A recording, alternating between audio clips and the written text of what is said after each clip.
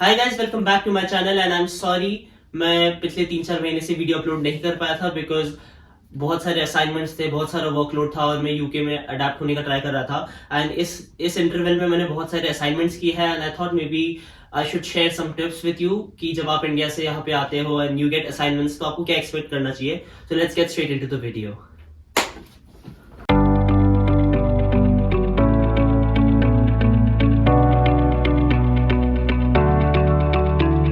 So before starting the video, I would like to point out that when you come here to the UK, I think you should definitely invest in a good laptop because here having a proper functioning laptop is essential because the studies over here, they are not offline. They don't provide you with books. Everything is done through PowerPoint presentations and you have to study those presentations as your textbook. So having a proper functioning laptop is essential. और इसके अलावा you have MCQ quiz होते हैं आपके and then assignment briefs जो होते हैं, everything सबके लिए आपको एक लैपटॉप चाहिए। So this was something which I really wanted two point out. So guys, now I will explain you how the year progresses. So in 1 year we have 3 semesters and in the third semester there are only exam, and in the first 2 semesters we have 4 subjects each. So there are total 8 modules taught in 2 semesters. Modules or subjects, it is the same thing. So now guys, talking about summative assessment 1 and 2. So these two are generally spread across the semester. ऐसा नहीं होगा कि आपको दोनों एक साथ में मिल जाएंगे, स्टार्टिंग में मिल जाएंगे। वो आपको जब आपको असाइनमेंट देते हैं देन आपको 2 या 3 वीक की डेडलाइन देते हैं एंड देन आपको उस डेडलाइन के अंदर सबमिट करना होता है। जैसे फॉर एग्जांपल उन्होंने 15th Feb को आपको असाइनमेंट दिया, so then you have to submit that assignment by 7th March या फिर 1st March भी हो सकती है डिपेंडिंग अपॉन ट्यूटर। एंड उसकी एक डेडलाइन होती है, अगर आपने उस डेडलाइन तक सबमिट नहीं किया तो डेडलाइन अगर 1st March थी 12 PM 12 नून और अगर आपने तब सबमिट नहीं किया तो आप उसके नेक्स्ट 24 आवर्स में सबमिट करते हो तो आपके टोटल मार्क्स में से 10 मार्क्स डिडक्ट होंगे। और अगर आप 24 आवर्स के बाद में सबमिट करते हो देन आप उस असाइनमेंट में फेल हो जाओगे। You can not do anything about that. So make sure कि आप अपने असाइनमेंट्स टाइम पे करो। So guys, moving on, we'll talk about how the assignment progresses, yeah, for how what can you expect when you get an assignment for the first time.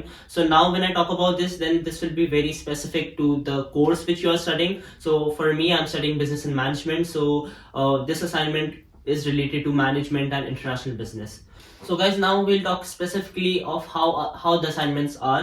So in my first semester, I had 4 modules: management first, international business, interpreting management, and quantitative methods.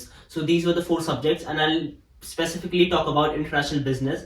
So in that module, I had 2 assignments. So one was summative 1, which had 40% weightage, and the second one was summative assessment 2, which had 60% weightage. So guys, now I will tell you in detail कि हमारा summative assessment assignment कैसा था.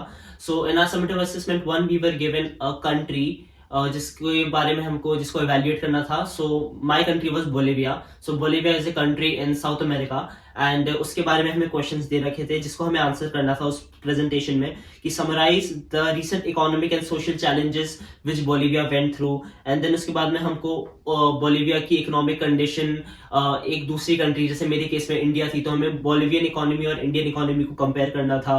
And then उसके बाद में हमें एक और क्वेश्चन मिला था जिसमें हमें मेजर्स देने थे कि जिससे बोलिवियन इकोनॉमी ने जो लोन्स लिए हुए हैं इंटरनेशनल मॉनेटरी फंड से या फिर वर्ल्ड बैंक से, so how Bolivian economy can stand back on its own feet. So it is something related कि आपको एवेल्युएट करना है, आपको उसके ऊपर रिसर्च करनी है। So I think it was a very good way of learning and then after all we have to present it so to a tutor. So then like आपको प्रिपरेशन भी इसके लिए अच्छी करनी पड़ती है।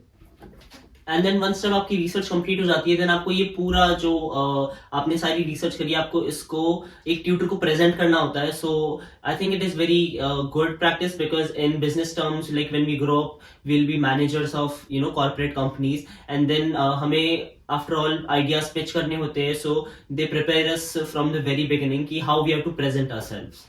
सो गाइस, अभी मैंने आपको बताया मेरे समेटिव असेसमेंट 1 असाइनमेंट के बारे में। So I tell you about another assignment which I had. It was summative assessment 2 and this had 60% weightage और इसके अंदर हमें बताना था कि how Apple uses Hofstede's cultural theory model to expand its business. And this was a 2000 word essay जिसके अंदर हमें briefly describe करना था कि Apple कैसे different countries में Hofstede's cultural theory को use कर सकता है, and ये हमें क्लास में पढ़ाया था.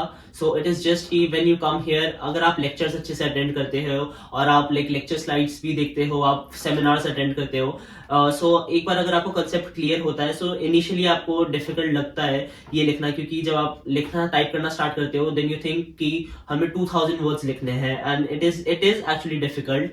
बट देन यहाँ पे ट्यूटर्स और वो आपको गाइड करते हैं, और भी एमसीक्यूज एंड एग्जाम्स वो भी होते हैं. बट दिस वीडियो मैंने स्पेसिफिकली आपको बताया कि असाइनमेंट्स कैसे होते हैं और हमको उसके बाद और हमें उस पे कैसे अप्रोच रखनी चाहिए. So guys, I want to warn you about one thing which is plagiarism. So when students come here then they think that if they are finding the assignments difficult, so they can maybe copy from their friend, or like वो Google से directly सारी चीजें उठा के paste कर देंगे and they'll be fine. But here they use a software called Turnitin, and वो software पे जब आप upload करते हो और अगर आपने किसी से कॉपी किया है देन वो सॉफ्टवेयर उसको फ्लैग आउट कर देता है, और फिर आपको एकेडमिक इंटेग्रिटी के लिए आपको क्वेश्चन किया जाता है, एंड वो बहुत कॉम्प्लेक्स हो जाता है प्रोसेस. सो मेक श्योर कि आप क्लास में ध्यान दो और आप अपना खुद का ओरिजिनल वर्क करो, क्योंकि अगर आपने किसी से भी कॉपी करते हो, आप गूगल से उठाते हैं, अगर आपने कोई भी सोर्स से आपने सीधा सीधा टेक्स्ट उठा लिया, आपने उसको पैराफ्रेज नहीं किया, देन आपका वर्क यहाँ पे एक्सेप्टेड नहीं होगा, एंड देन आपको एकेडमिक मिसकॉन्डक्ट के लिए आपका वीजा भी वो कैंसिल कर सकते हैं. सो इसलिए इस चीज का आपको बहुत ध्यान रखना है. And then talking about another thing is references. So यहाँ पे अगर आप किसी भी चीज के बारे में लिखते हो, जैसे मुझे अगर टॉपिक मिला था हॉफस्टेड्स कल्चरल थ्योरी के बारे में, सो मैं जस्ट गूगल पे जाके ये नहीं सर्च करूंगा हॉफस्टेड कल्चरल थ्योरी, एंड मैं कोई भी वेबसाइट से नहीं उठा सकता. सो यहाँ पे जब आप आओगे वो आपको सिखाएंगे कि आपको गूगल स्कॉलर या फिर अलग अलग है academia.com एंड अदर सोर्सेज भी है, जैसे RHUL की online library. So these are the sources. जैसे आपको एक एकेडमिक सोर्सेज मिलते हैं तो आपको वहां पे सर्च करनी पड़ती है, एंड जब आप वहां पे सर्च करते हो तो आप जहां जिस ऑथर का आइडिया लेते हो आपको उसको साइट करना पड़ता है. तो ऐसा नहीं है कि आप विकिपीडिया से या फिर कोई भी गूगल की रैंडम वेबसाइट से आप उठा लोगे. So that is not considered a academic source, और अगर आप ऐसा करते हो तो वो आपके मार्क्स डिडक्ट होते हैं. सो दिस थिंग आप के लिए मैं एक सेपरेट वीडियो बनाऊंगा कि कैसे हाउ टू नो कि वो सोर्स राइट है, क्रेडिबल है या नहीं. सो एक जस्ट मेरे को आपको इसमें इंफॉर्मेशन देनी थी. And thank you guys for watching and stay tuned for more videos.